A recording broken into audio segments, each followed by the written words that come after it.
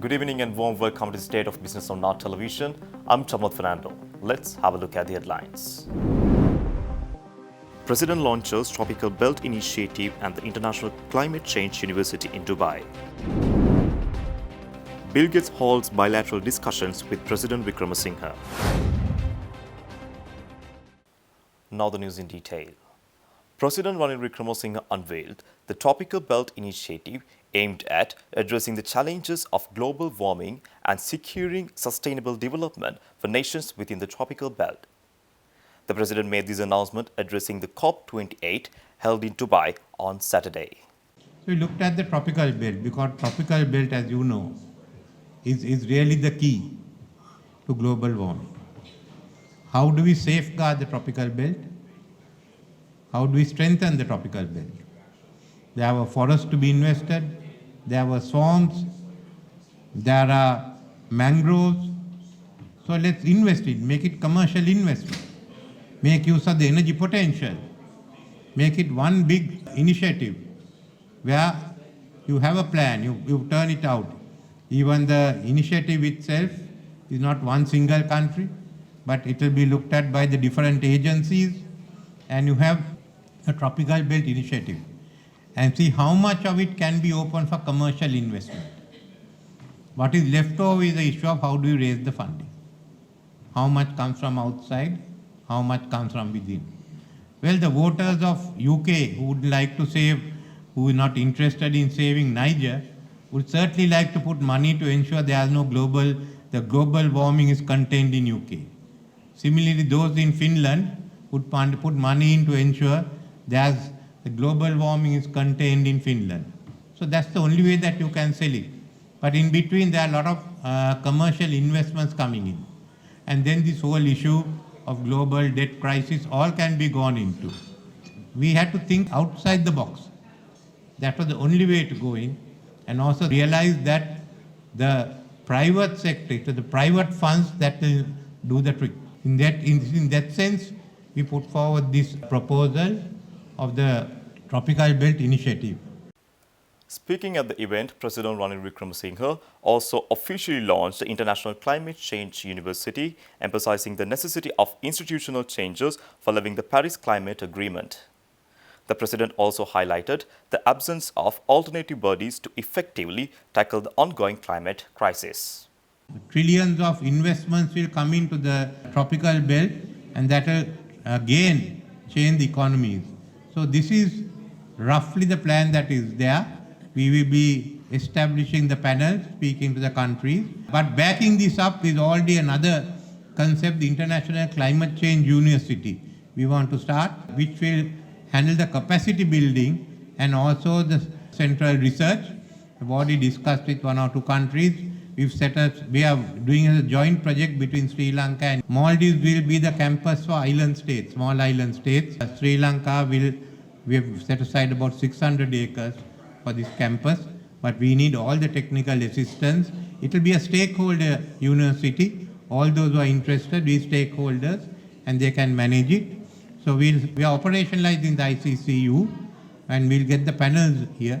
And in time to come, we hope that we have very positive reports from the panel. I have no doubt it will, but unless we made a break from the conventional thinking, there is no possibility of ever mobilizing the funds that are needed. And I hope this will lead the way for other initiatives in other parts of the globe. Thank you. President Ranil Wickremesinghe and Microsoft founder Bill Gates discussed on solution to pressing global issues and the constructive role and leadership Sri Lanka can provide for the world's tropical belt. Bill Gates is also co-chair of the Bill and Melinda Gates Foundation. President Ranil Wickremesinghe held this strategic meeting on the sidelines of the 28th conference of the parties in Dubai yesterday. During the meeting, Gates undertook the extended support to help enable a strong and climate-resilient Sri Lanka. It was reported by the Presidential Media Division that the foundation is already active in Sri Lanka and will now look to deepen its engagement with the country.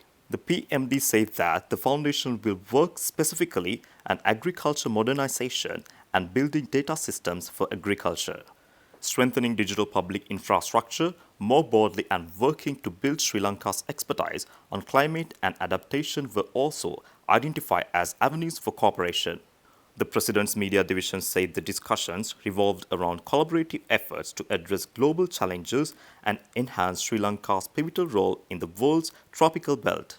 The collaboration also aims to strengthen digital public infrastructure and enhance Sri Lanka's expertise in climate and adaptation. President Wickremesinghe highlighted Sri Lanka's green initiatives presented at COP28, seeking the support of the BMGF in advancing these sustainable projects.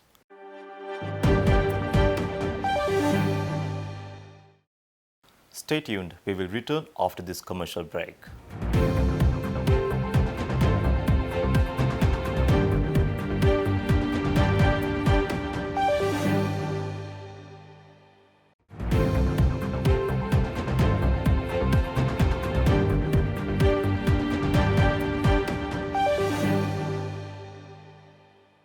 Welcome back.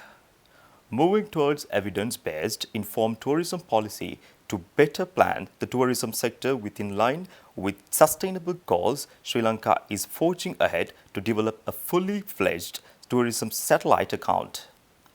The tourism satellite account was unveiled by the Sri Lankan Tourism Development Authority at an event held in Colombo recently. The SLTDA said that the void in information in terms of its contribution to the national gross domestic product has been a major obstacle to develop this sector with robust policies.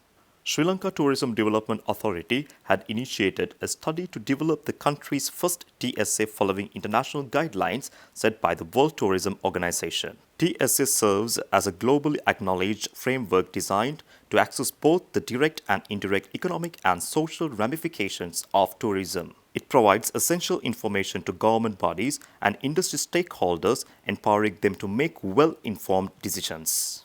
By arriving at the monetary value of tourism to the country, obviously you can easily find out what its share is in total gross value added or gross domestic product. So that is how it tells us what the contribution of tourism is to the economy. And also it illustrates the interlinkages. Once you have all the sectors together at one place which are tourism related, you can find out how they are interlinked with each other. Speaking at the event, Chairman of the Sri Lankan Tourism Development Authority, Priyantha Fernando, said that tourism satellite account will enable the authorities to better track and plan the course of the tourism sector moving forward. In 2018, tourism was occupying the third place as a foreign exchange earner for the country, and as of current, we are occupying the second place. It's a very important industry for the economy, and we have to move forward in a planned manner. Yes, in the past, SLTDA, Central Bank, and the Department of Statistics has been generating a lot of information that is helpful for management, which we have been making use of. But we cannot be happy there, because when you look at it from a broader perspective, have we really used the information, the management information that we get from a planning perspective in tracking our course for the future? I don't think we have done it. There are many areas where we could improve, and the TSA will shed greater light in time to come. As Dr. Poonam said, it's based on 2018 statistics, and it's an experimental TSA that has been done. We are in the process of carrying out the airport inbound and outbound surveys now, and probably by mid-2024, we should be able to see the light of the TSA, which is more than timely.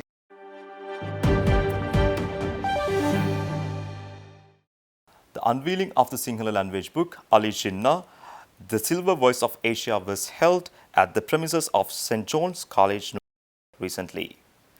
The book was written by St. John's College past pupil Chandana Vijay Khan. The event saw the participation of many distinguished guests like the Professor Harendra Karyavasam and the Pakistani Deputy High Commissioner to Sri Lanka, Wajid Hassan Hashmi. Muhammad Ali Jinnah was a barrister, politician and the founder of Pakistan. Ali Jinnah served as the leader of the All India Muslim League from 1913 until the inception of Pakistan on 14th August 1947. He went on to serve as the Dominion of Pakistan's first Governor General until his death. With respect to this book, I read a quote from the great leader Muhammad Ali Jinnah. Pakistan has the warmest goodwill towards Ceylon, and I am sanguine that the good feeling which exists between our two people will be further strengthened as the years roll by and our common interests and mutual and reciprocal handling of them will bring us into still close friendship. This quote was from 1948, and having witnessed the launch of this book by Mr. Vijay Kun, we could proudly say that yes, we have brought this friendship between our two countries to new heights.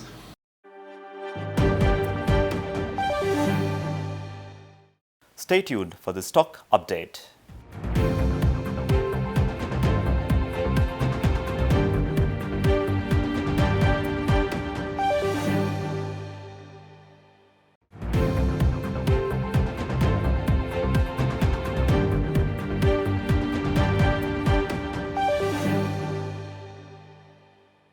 Trading at Colombo Stock Exchange ended on positive notes today. The all-share price index gained 23.33 points to close at 10,743.59 and the S&P SL gained 20.60 points to close at 3,067.73. The turnover was 0.7 billion rupees and over 21 million shares were traded. Up next are Forex rates.